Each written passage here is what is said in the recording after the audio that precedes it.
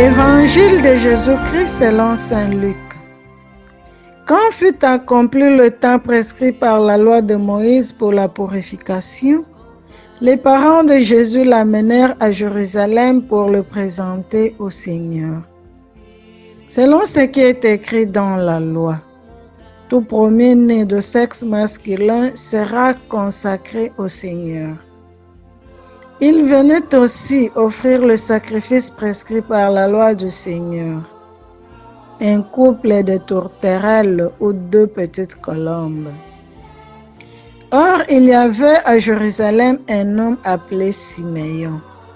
C'était un homme juste et religieux qui attendait la consolation d'Israël, et l'Esprit Saint était sur lui.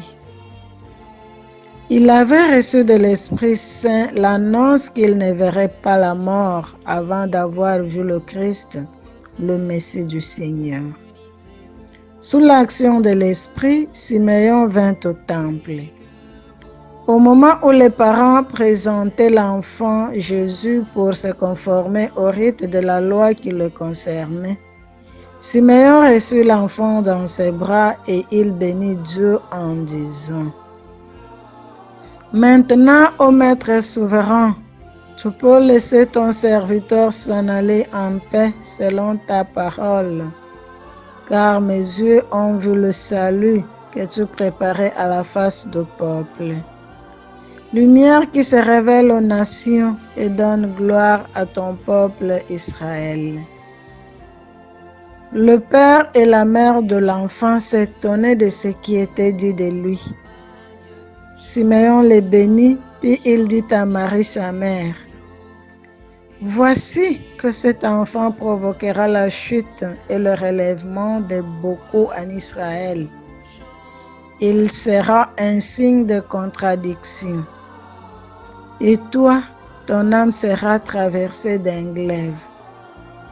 Ainsi seront dévoilées les pensées qui viennent du cœur d'un grand nombre. Il y avait aussi une femme prophète, Anne, fille de Phanuel, de la tribu d'Azer. Elle était très avancée en âge. Après 7 ans de mariage, demeurée veuve, elle était arrivée à l'âge de 84 ans. Elle ne s'éloignait pas du temple, servant Dieu jour et nuit dans le jeûne et la prière. Survenant à cette heure même, elle proclamait les louanges de Dieu et parlait de l'enfant à tous ceux qui attendaient la délivrance de Jérusalem.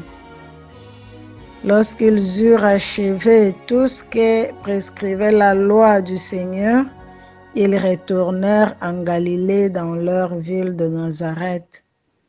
L'enfant, lui, grandissait et se fortifiait, rempli de sagesse, et la grâce de Dieu était sur lui.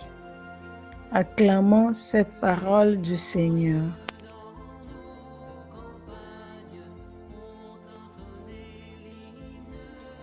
Chers amis des 3 minutes de l'Évangile, ce dimanche, nous célébrons la Sainte Famille. Nous remercions Dieu parce que nous ne sommes pas seuls. Nous avons chacun un père et une mère. Peut-être qu'ils n'ont pas toujours été parfaits. Peut-être qu'ils ne nous ont pas donné l'amour qu'ils auraient dû. Mais Dieu est plus grand que tous les maux que nous pouvons faire ou subir.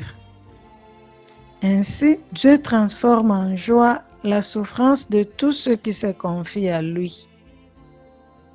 L'épée qui transperce l'âme de Marie sera changée en joie de la résurrection. La confiance que Joseph place en Dieu et en Marie, contre toute apparence, sera transformée en joie d'être un Père juste.